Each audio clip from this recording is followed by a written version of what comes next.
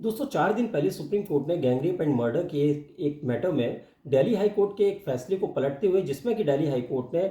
3 accused को convict करके उनको कैपिटल पनिशमेंट अवॉर्ड किया था। तो सुप्रीम कोर्ट ने इस फैसले को पलटते हुए उन तीनों ही अक्यूज का एक्विटल कर दिया है, यानी कि उनको बरी कर दिया है। इस फैसले के बाद से लगातार सुप्रीम कोर्ट के इस फैसले को व्यापक स्तर पर क्रिटिसाइज किया जा रहा है और लोग उसका तीखा विरोध भी कर रहे हैं। हालांकि सुप्रीम कोर्ट ने पहले ही अपने इस जजमेंट में इस बात का उल्लेख किया था, इसको मेंशन किया था कि इतने बड़े फैसले के बाद, जिसमें कि इतने हीनियस क्राइम के बाद किसी अक्यूज को अगर एक्विट किया जाएगा तो ऐसा विरोध होना स्वाभाविक है और सोसाइटी में इसके अगेंस्ट में फ्रस्ट्रेशन होना भी बहुत ऑब्वियस है। और इसके अलावा सुप्रीम कोर्ट ने ये भी कहा था कि हम जानते हैं कि इस फैसले का क्या असर होगा पीड़ित परिवार पर, उनकी भावनाएं कितनी बुरी तरह आहत होंगी, लेकिन हम यहाँ बैठकर सिर्फ भावनाओं के आधार पर या मोरालिटी के बेसिस पर या किसी क्रिटिसिज्म के डर की वजह से कोई पॉपुलर फैसला नहीं सुना सकते, बल्कि हमें यहाँ पर बैठकर एविडेंसेस और जो ऑन द रिकॉर्ड जो ग्राउंड्स ऑफ केस हैं उनके बेसिस पर ही हमें फैसला सुनाना पड़ेगा। और इन सबको ऑब्जर्व करने के बाद हम बाध्य हैं अक्यूज के एक्विटल के लिए, क्योंकि हमारे पास इस और कोई ऑल्टरनेटिव नहीं रह जाता है। तो दोस्तों, किन ग्राउंड्स पर सुप्रीम कोर्ट ने ये फैसला सुनाया, तो आज हम दिल्ली के most controversial Chhawla murder case की आज हम यहाँ पर फैक्ट्स की बात करेंगे, उन ग्राउंड्स की बात करेंगे जिस आधार पर सुप्रीम कोर्ट इस नतीजे पर पहुंचा। लेकिन उससे पहले अगर हम डिस्कस करेंगे the brief of the facts of the case. तो दोस्तों, फैक्ट्स ऑफ द केस इस तरह से है कि आज से 10 साल पहले, करीब सन 2012 फरवरी में, कुछ 3 अक्यूज ने एक लड़की जो कि गुड़गांव से जॉब के बाद लौट रही थी, तो दिल्ली के छावला एरिया में उसको एक गाड़ी में बैठाकर किडनैप कर लिया था। और किडनैपिंग के बाद उसकी डेड बॉडी हरियाणा के झज्जर डिस्ट्रिक्ट के एक गाँव के खेत में पड़ी हुई मिली थी। और किडनैपिंग के टाइम वहाँ पर 4 आई विटनेसेस मौजूद थे, जिनमें से एक आई विटनेस की उस लड़की को बचाने में उन अक्यूज के साथ एक झड़प भी हुई थी। तो इसके बाद अब दोस्तों, अब हम बात करते हैं about the grounds on which Supreme Court has relied and reach on the conclusion of the acquittal of the accused. तो अब इसमें सबसे पहला ग्राउंड जो आया दोस्तों, वो ये था कि identity of accused was not establish, यानी कि आइडेंटिटी ऑफ अक्यूज जो है वो पूरी तरह से इस्टेब्लिश करने में प्रोसिक्यूशन नाकाम रहा। क्योंकि इस केस में सबसे पहली बात तो ये थी कि पुलिस ने किसी भी तरह की कोई test identification parade of accused नहीं करवाई थी। और उसके अलावा किसी भी आई विटनेस ने अक्यूज को during the evidence in court room नहीं पहचान पाया। और सबसे बड़ी बात, जिस आई विटनेस ने ये कहा था कि मेरी उसके साथ झड़प हुई थी, उस लड़की को बचाने में उन अक्यूज के साथ झड़प हुई थी, उस आई विटनेस ने भी किसी भी अक्यूज को कोर्ट रूम में नहीं पहचान पाया। तो इस बेसिस से सुप्रीम कोर्ट ने एविडेंस ऑफ प्रोसिक्यूशन को बहुत ही वीक टाइप ऑफ एविडेंस माना। उसके बाद दूसरा ग्राउंड था कि जिस कार के बारे में बात हुई कि एक लाल रंग की इंडिका कार में अक्यूज ने किडनैप किया था उस विक्टिम को, तो जब उसके बारे में बात हुई तो उसकी रिकवरी की जो सरकमस्टांसेस थी और किन सरकमस्टांसेस में अक्यूज को गिरफ्तार किया, इस पर भी सुप्रीम कोर्ट ने प्रश्न चिन्ह लगाए, क्योंकि ये भी पूरी तरह से क्लियर नहीं थी। और कह सकते हैं कि प्रोसिक्यूशन इसको भी पूरी तरह प्रूव करने में फेल हुआ था। क्योंकि दोस्तों, as per the prosecution story, इसमें से एक अक्यूज जो राहुल नाम का अक्यूज है, उसको द्वारका मेट्रो स्टेशन के पास से उस कार के साथ गिरफ्तार किया गया था। लेकिन जब क्रॉस एग्जामिन किया गया उन चारों आई विटनेसेस को और उनसे कार के बारे में पूछा गया, तो उन्होंने कहा कि हम श्योरली नहीं कह सकते कि यही कार उस दिन क्राइम सीन में यूज हुई थी। और उसके अलावा कोई भी आई विटनेस उस कार का नंबर बताने में सफल नहीं हुआ, यानी कि कोई भी आई विटनेस उस कार का नंबर भी नहीं बता पाया।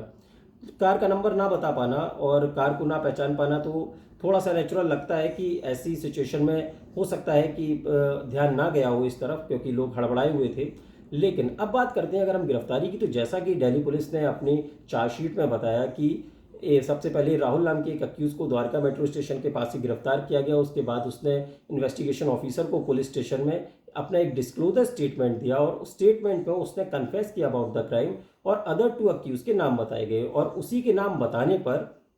बीट कांस्टेबल्स ने उन बकाया 2 अक्यूज को गिरफ्तार किया था। लेकिन दोस्तों, सबसे बड़ी बात इस केस में जो थी कि उन बीट कांस्टेबल्स को, जो कि इंपॉर्टेंट विटनेसेस थे,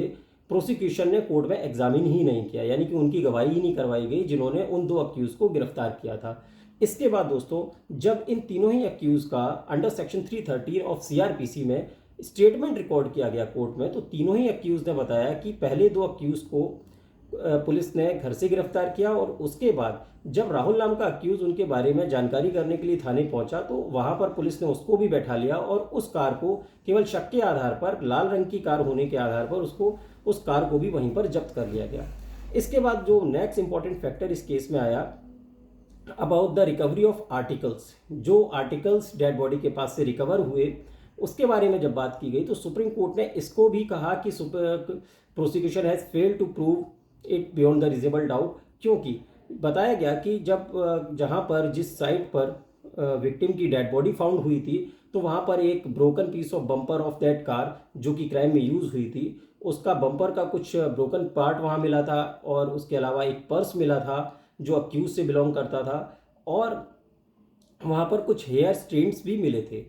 इन तीनों के बारे में सबसे इंपॉर्टेंट बात यह थी कि किसी भी की विटनेस ने कोर्ट में अपने एविडेंस में इसका कोई उल्लेख ही नहीं किया। अपने डेपोजिशन में किसी भी की विटनेस ने इसके बारे में बताया नहीं कि कौन कौन से आर्टिकल्स मिले थे। दूसरी सबसे इंपॉर्टेंट बात, जब भी पुलिस इन्वेस्टिगेशन के ड्यूरेशन में किसी भी आर्टिकल को बरामद करती है तो उसके बाद में उसका पूरा एक सीजर मीमो वहाँ पर प्रिपेयर किया जाता है और उस सीजर मीमो में भी उन आर्टिकल्स को पूरी तरह से कवर नहीं किया गया था। जैसा कि पुलिस ने अपने डिपोजिशन में कोर्ट में बताया कि जो पर्स मिला था उसमें उन अक्यूज का आइडेंटिटी कार्ड मिला था, पैन कार्ड मिला था और उनका एटीएम कार्ड भी उसमें बरामद हुआ था। लेकिन पुलिस का जो सीजर मीमो है वो कुछ और ही कहता है। उस सीजर मीमो में पुलिस ने सिर्फ एक पर्स और उसमें 350 रुपये बरामद होना बताया। तो इस आधार पर सुप्रीम कोर्ट ने अक्यूज की गिरफ्तारी को हाईली डाउटफुल माना और उन आर्टिकल्स की बरामदगी को भी सुप्रीम कोर्ट ने हाईली डाउटफुल माना। और उसके बाद नेक्स्ट इंपॉर्टेंट फैक्टर, जो कि मोस्ट इंपॉर्टेंट फैक्टर ये था कि ट्रायल कोर्ट ने उन सभी अक्यूज के पुलिस की कस्टडी में,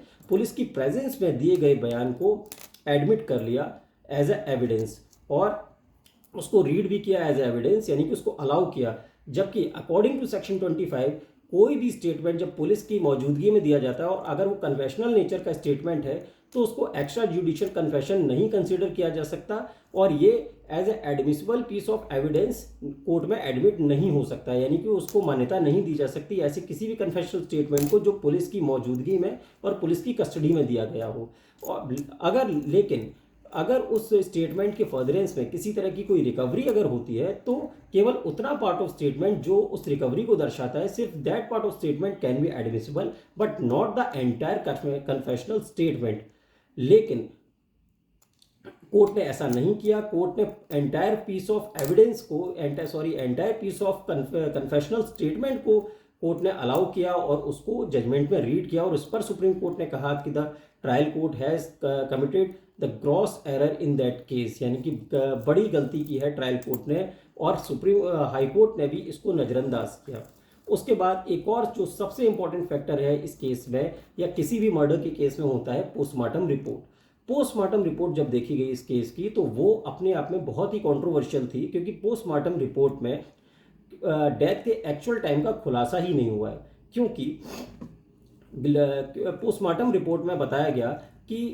विक्टिम की डेथ पोस्टमार्टम होने से 72 से 96 घंटे पहले हुई, यानी कि 3 से 4 दिन पहले हुई है। और अगर हम फैक्ट्स ऑफ द केस देखते हैं तो उस विक्टिम को किडनैप किया गया था 9 तारीख को और as per the police report, as per the prosecution story, जब अक्यूज ने बताया कि उन्होंने 9 तारीख को उसको किडनैप किया और किडनैप करने के बाद उसका रेप करके, मर्डर करके और उस साइट पर उसको फेंक कराए थे जहां से उसकी बॉडी बरामद हुई है। ये प्रोसिक्यूशन की स्टोरी है। लेकिन जब देखा, इसमें चेक किया गया इस फैक्ट को, तो 9 तारीख को ये सारा कुछ होना बताया गया है। 9 तारीख को उसकी किडनैपिंग हुई, 9 तारीख को ही उसकी हत्या हुई और उसको फेंका गया और उसके बाद 13 तारीख को अक्यूज की ही निशानदेही पर वो बॉडी वहाँ से बरामद हुई। 14 तारीख को उसका पोस्टमार्टम कराया गया। पोस्टमार्टम रिपोर्ट ये कह रही है कि 3 से 4 दिन पहले इसकी डेथ हुई, यानी कि ये डेथ 10 से 11 तारीख के आसपास के बीच में हुई है, 10 से 11 तारीख के बीच में। और पुलिस की स्टोरी के अकॉर्डिंग विक्टिम की डेथ 9 से 10 तारीख के बीच में होना बताया गया, यानी कि 24 घंटे का डिफरेंस ऑलमोस्ट पोस्टमार्टम रिपोर्ट में और पुलिस की थ्योरी के बीच में आ रहा है, जो कि हाई डाउट्स रेस करता है। दूसरी इंपॉर्टेंट बात कि वो डेड बॉडी एक खेत में खुले में पड़ी हुई थी, ना वहाँ कोई झाड़ियाँ थी, ना वहाँ कुछ ऐसा था कि वो बॉडी नजर ना आए, एक खेत में पड़ी हुई थी और उसके बावजूद 3 से 4 दिन वो डेड बॉडी वहाँ पड़ी रही, किसी की उस पर निगाह नहीं पड़ी, किसी कोई independent witness on the site वहां पर नहीं मिला, ये भी हैवी डाउट रेज करता है ऑन द प्रोसिक्यूशन स्टोरी। और उसके बाद मोस्ट इंपॉर्टेंट फैक्टर जो पोस्टमार्टम रिपोर्ट में ये सामने आया कि पोस्टमार्टम रिपोर्ट में उस बॉडी के खराब होने या सड़ने का कोई भी साइन उस बॉडी पर नहीं पाया गया, जबकि 3 से 4 दिन एक लंबा समय होता है। अगर इतने दिनों तक कोई भी बॉडी किसी भी मौसम में पूरी तरह से सेफ नहीं हो सकती, कहीं ना कहीं उसमें कुछ ना कुछ नुकसान ज़रूर होगा, लेकिन पोस्टमार्टम रिपोर्ट में ऐसा कोई भी खुलासा नहीं हुआ है। तो इसीलिए सुप्रीम कोर्ट ने कहा the postmortem report is also under the cloud of suspicion, यानी कि इसको भी एक तरीके से प्रोसिक्यूशन प्रूव नहीं कर पाया। उसके बाद एक और इम्पॉर्टेंट फैक्टर इस केस में जो आया, जो बात की गई अबाउट द सेलफोन जो रिकवर किया गया डेड बॉडी विक्टिम का और उन अक्यूज का, तो बताया ये गया कि वो सेलफोन जो विक्टिम का सेलफोन था वो अक्यूज की ही निशानदेही पर कुछ झाड़ियों में से उसको पुलिस ने बरामद किया। लेकिन एक इंपॉर्टेंट फैक्टर इसमें यह भी था कि विक्टिम के फादर ने ये बताया था कि वो सेलफोन विक्टिम के फादर का था और उसको विक्टिम यूज करती थी, लेकिन पुलिस ने कहीं भी उस सेलफोन की कोई आइडेंटिफिकेशन उस विक्टिम के फादर से नहीं करवाई। और जो भी कॉल रिकॉर्ड्स पुलिस ने उन सेलफोन के और अक्यूज के सेलफोन के जो कोर्ट में प्रस्तुत किए हैं, उनको भी under section 65 B of Indian Evidence Act के प्रोविजंस के अकॉर्डिंग कोर्ट में प्रूव नहीं किया गया है। तो इस बेसिस पर भी सुप्रीम कोर्ट ने सेलफोन रिकॉर्ड को भी सस्पिशियस माना है। उसके बाद एक और इम्पॉर्टेंट फैक्टर इसमें ये था कि उस साइट पर जहां उस विक्टिम की डेड बॉडी बरामद हुई, पहले वहां पर कौन पहुंचा है, इस बारे में भी कोई स्पष्ट रिपोर्ट पुलिस नहीं दे सकी है। क्योंकि पुलिस की इसमें एक तो वहां पर मौके पर हरियाणा पुलिस भी पहुंची थी और उसके अलावा जो इन्वेस्टिगेशन ऑफिसर हैं दिल्ली पुलिस के छावला थाना के जो वहां पर जो एसएचओ थे वो भी वहां पर पहुंचे थे। तो दोनों की स्टोरी में बहुत बड़ा कॉन्ट्राडिक्शन देखने को मिल रहा है, क्योंकि as per the prosecution story, यानी कि दिल्ली पुलिस की स्टोरी के अकॉर्डिंग दिल्ली पुलिस जब वहां पहुंची तो हरियाणा पुलिस के लोग वहां पर पहले से मौजूद थे और उनकी मौजूदगी में पुलिस ने सारा काम किया, उस डेड बॉडी को वहां से रिकवर किया। लेकिन हरियाणा पुलिस की टेस्टिमनी में ये पाया गया, हरियाणा पुलिस के जवानों कुछ एएसआई और कांस्टेबल्स को जब वहाँ इसमें एग्जामिन किया गया तो उन्होंने बताया कि जब वो वहाँ मौके पर पहुंचे थे डेड बॉडी के पास, तब वहाँ पर दिल्ली पुलिस के जो लोग थे, जो स्पेशली इस केस के जो इन्वेस्टिगेटिंग ऑफिसर थे और छावला पुलिस स्टेशन के एसएचओ थे, वो पहले से ही वहाँ पर मौजूद थे। तो इस तरह से दोनों में एक कॉन्ट्रडिक्शन नजर आया। दूसरी इंपॉर्टेंट बात कि हरियाणा पुलिस के जो एएसआई और कांस्टेबल्स ने बताया कि जिस डीडी नंबर के बेसिस पर वो वहाँ पर पहुंचे थे, जिसकी जानकारी पर वो वहाँ पहुंचे थे, तो वो डीडी नंबर 624 समथिंग कुछ है, मुझे एग्जैक्टली याद नहीं है, लेकिन वो डीडी नंबर एक क्रूशियल टाइप ऑफ एविडेंस था जिसको प्रोसिक्यूशन ने कोर्ट में एज एविडेंस प्रोड्यूस ही नहीं किया। तो अब हम बात करते हैं अबाउट द फॉरेंसिक एविडेंस। तो इस स्टोरी में भी प्रोसिक्यूशन स्टोरी के अकॉर्डिंग पुलिस ने कुछ ब्लड स्टेन्स और कुछ सीमन उस कार की सीट्स पर पाए जो कि related to the victim and the accused. लेकिन इसमें सबसे इंपॉर्टेंट बात यह थी कि पुलिस की पूरी थ्योरी में, यानी कि पूरी प्रोसिक्यूशन स्टोरी में, वो कार सीज करने के बाद और फॉरेंसिक टेस्ट के लिए उसमें से सैंपल भेजने तक के बीच के पीरियड में किसके पोजीशन में रही, इस बात का कोई भी उल्लेख उस प्रोसिक्यूशन स्टोरी में नहीं मिला। और उसके अलावा उस कार को सीज करने के तुरंत बाद सैंपल लेने से पहले सील भी किया गया था या नहीं किया गया था, इसका भी कोई एविडेंस प्रोसिक्यूशन स्टोरी में नहीं मिला। तो इस ग्राउंड पर भी सुप्रीम कोर्ट ने प्रोसिक्यूशन की स्टोरी को हाईली डाउटफुल माना है। उसके बाद अब बात की गई जब फॉरेंसिक एविडेंसेस की, तो सुप्रीम कोर्ट ने डीएनए प्रोफाइलिंग और फॉरेंसिक टेस्ट से रिलेटेड सारे मैटर को कंसीडर करने के लिए Manoj and others versus state of MP के केस को डिटेल में डिस्कस किया, जिसमें डीएनए प्रोफाइलिंग मेथोडोलॉजी को डिटेल में डिस्कस किया गया है। और उसके अलावा लॉ कमीशन ऑफ इंडिया की एक रिपोर्ट को भी रेफर किया, जिसमें क्लियरली मेंशन किया गया है कि डीएनए में be more useful for purpose of investigation but not for raising any presumption of identity in court of law. यानी कि लॉ कमीशन की रिपोर्ट ये क्लियरली कहती है कि डीएनए प्रोफाइलिंग का यूज इन्वेस्टिगेशन के पर्पज से तो ठीक है, उसमें तो इसका यूज किया जा सकता है, लेकिन that can not be the conclusive proof to establish the identity of any person. और ये किसी तरह का एक प्रदम्पशन नहीं हो सकता to confirm the identity of any person. तो सुप्रीम कोर्ट ने कहा कि डीएनए प्रोफाइलिंग रिपोर्ट है या फॉरेंसिक रिपोर्ट है, वो एक तरीके का एक्सपर्ट एडवाइस है, यानी कि उसको एज अ एक्सपर्ट एविडेंस तो कोर्ट में under section 45 of Indian Evidence Act consider किया जा सकता है, but that can not be considered as the conclusive proof in itself, rather it can be used as a corroborative evidence to confirm any fact in the case। यानी कि इसको एक corroborative evidence के तौर पर तो यूज कर सकते हैं कि उसको मैच कर सकते हैं सर्कमस्टांसिस के साथ, लेकिन ये अपने आप में एक सोल प्रूफ नहीं हो सकता डीएनए प्रोफाइलिंग, जिस पर कि सबसे ज्यादा रिलाई किया ट्रायल कोर्ट ने as well as High Court ने। उसके आगे भी दोस्तों सुप्रीम कोर्ट ने कहा कि इसके रिकॉर्ड दर्शाते हैं कि 10 तारीख से लेकर 16 तारीख के बीच में इन्वेस्टिगेशन ऑफिसर ने 14 से 16 तारीख के बीच में अक्यूज और डिसीज के सैंपल लिए और इसको सीज किया, और उसके बाद 27 तारीख को इसको टेस्टिंग के लिए फॉरेंसिक लैब भेजा गया। यानी कि पूरे 12 से 13 दिन तक इन सैंपल्स को रखा गया, और कहाँ रखा गया, इनको थाने के मालखाने में रखा गया। तो सुप्रीम कोर्ट का कहना ये था, और इसी बेसिस पर सुप्रीम कोर्ट ने डाउट इस स्टोरी पर अराइज किया कि 12 से 13 दिन तक इसको थाने के मालखाने में रखा गया, यानी कि ये एक किसी कॉन्फिडेंशियल कस्टडी में नहीं था, इसलिए इसकी टेम्परिंग की प्रोबेबिलिटी से भी इनकार नहीं किया जा सकता, यानी कि टेम्परिंग की प्रोबेबिलिटी को पूरी तरह से रूल आउट नहीं किया जा सकता है। इसके बाद दोस्तों सबसे एक और इम्पॉर्टेंट फैक्टर जो इस केस में अराइज हुआ कि टोटल 49 प्रोसिक्यूशन विटनेसेस को इस केस में एग्जामिन किया गया था, जिसमें से 10 मटेरियल विटनेसेस को क्रॉस एग्जामिन ही नहीं किया गया अक्यूज की तरफ से, जो कि हाई लेवल पर वॉयलेशन ऑफ फंडामेंटल राइट है of accused, because this is the violation of fair trial rights of the accused. तो ये अंडर आर्टिकल 21 भी अक्यूज के फंडामेंटल राइट का क्लियर वॉयलेशन है। अब इसके विपक्ष में तर्क ये दिया गया कि अगर अक्यूज के लॉयर्स ने अगर कुछ मटेरियल विटनेसेस को छोड़ दिया अगर, तो इसमें कोर्ट की कोई गलती नहीं है, प्रोसिक्यूशन की कोई गलती नहीं है, क्योंकि कोर्ट की तरफ से उनको प्रॉपर टाइम दिया गया, लेकिन वो अपने पर्सनल रीजंस की वजह से अगर लॉन्ग टर्म तक किसी केस को डिले करने की नीयत से अगर वो एग्जामिन नहीं कर रहे हैं किसी भी विटनेस को, तो ऐसी स्थिति में उनको रीजनेबल टाइम देने के बाद उनका चांस जो है वो क्लोज कर दिया जाता है। प्रैक्टिकली ये बात सही लगती है और टेक्निकली भी ये बात कहीं ना कहीं तक ठीक लगती है। कोर्ट का जो प्रोसीजर है, वर्किंग प्रोसीजर है या कल्चर है, वो इसी तरह से होता है। लेकिन एक इम्पॉर्टेंट बात यहाँ ये भी अराइज होती है कि जब इतना सीरियस मैटर था और ऐसी सिचुएशन में जब 10 विटनेसेस को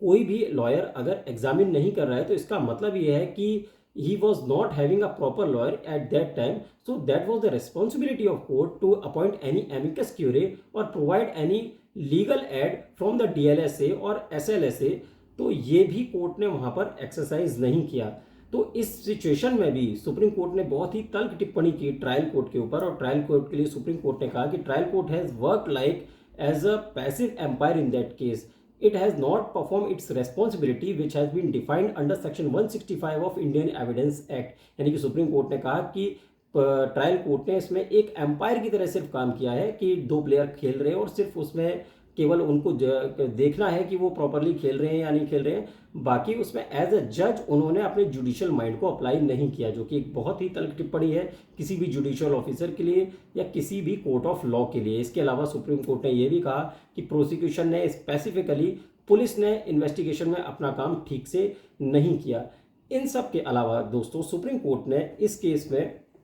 सर्कमस्टेंशियल एविडेंस की सैंक्टिटी को लेकर भी एक फेमस केस जो सर्कमस्टेंशियल एविडेंस से रिलेटेड है, Sharda Vriddhichand versus state of Maharashtra, इस केस को भी इसमें डिटेल में डिस्कस किया। और ये केस जाना जाता है about the punch seal of the circumstantial evidence. तो इसके बेसिस पर भी सुप्रीम कोर्ट ने कहा कि जब भी किसी भी अक्यूज का कन्विक्शन अगर किया जाता है on the basis of circumstantial evidence, तो ऐसी कंडीशन में सारी सर्कमस्टांसेस जो है वो क्यूमुलेटिवली रीड की जानी चाहिए, यानी कि सारी सर्कमस्टांसेस जो है उनको मिलाकर देखा जाएगा। और इसीलिए जितनी भी सर्कमस्टांसेस इस केस की हैं वो एक चेन फॉर्म होना चाहिए, और उस चेन में से कोई भी सिंगल इंसिडेंट ऑफ सर्कमस्टांस या single instance of circumstance missing नहीं होना चाहिए। दूसरी बात, जब सर्कमस्टेंशियल एविडेंस के बेसिस पर अगर किसी को गिल्टी फाउंड किया जाएगा, तो वो एविडेंस इस तरह से होना चाहिए, इतना ज़्यादा पुख्ता होना चाहिए कि उसमें से किसी भी तरह की सेकंड ओपिनियन और अराइज नहीं होनी चाहिए, यानी कि उसमें किसी तरह की कोई हाइपोथेटिकली भी सेकंड ओपिनियन अराइज नहीं होनी चाहिए कि हो सकता है कि एक्यूज ने एक क्राइम ना किया हो। इसके अलावा एक और इम्पॉर्टेंट बात कि जब भी सर्कमटेंशियल एविडेंस की लाइट में अगर किसी केस को डिसाइड किया जाएगा तो वो इस तरह से होना चाहिए, यानी कि वो इतना मजबूत होना चाहिए कि वो केवल और केवल इशारा करे about the guilt of the accused, यानी कि अक्यूज के गिल्टी होने को ही बताए, और ना सिर्फ अक्यूज के गिल्टी होने को वो की तरफ इशारा करे, बल्कि अक्यूज के इनोसेंस को भी पूरी तरह नकार दे कि ये अक्यूज ऐसी स्थितियों में इनोसेंट हो ही नहीं सकता। तभी जाकर किसी सर्कमटेंशियल एविडेंस के बेसिस पर किसी भी अक्यूज को कन्विक्ट किया जा सकता है। तो दोस्तों इस केस में सुप्रीम कोर्ट ने लास्ट में कहा कि बेनिफिट ऑफ डाउट अक्यूज को दिया जाना इस ऐसी सिचुएशन में ज़रूरी हो जाता है, क्योंकि काफ़ी सारे लैचेज और काफ़ी सारे लैक्यूनाज इन प्रोसिक्यूशन स्टोरी पाए गए। इसके बाद सुप्रीम कोर्ट ने यह भी टिप्पणी की इसमें, after concluding all the points, that the prosecution has completely failed to prove that case on the basis of cogent evidences, यानी कि मजबूत एविडेंसेस के बेसिस पर प्रोसिक्यूशन इस केस को प्रूव नहीं कर पाया बियॉन्ड द रिजेबल डाउट, ये सुप्रीम कोर्ट ने कहा। और इसीलिए जैसा कि इस वीडियो की शुरुआत में ही बताया, सुप्रीम कोर्ट ने अपनी लास्ट में अपनी टिप्पणी करते हुए कहा कि we are constrained to acquit the accused because we are not left with any other option in that case. तो सुप्रीम कोर्ट ने सारे सर्कमस्टांसेस को और सारे एविडेंस ऑन रिकॉर्ड को कंसीडर करने के बाद यही कहा कि हम इस केस में अक्यूज को एक्विटल करने के लिए, यानी कि बरी करने के लिए बाध्य हैं, क्योंकि सभी matter of material on record को कंसीडर करने के बाद हमारे पास और कोई ऑप्शन ही नहीं बचा है। तो दोस्तों आप इससे कितने सहमत हैं, कितने असहमत हैं, प्लीज़ अपने कमेंट्स इसमें ज़रूर कीजिए। और उसके अलावा अगर आपको वीडियो पसंद आया है तो इसको लाइक कीजिए, शेयर कीजिए और हमारे चैनल को सब्सक्राइब कीजिए। Thank you.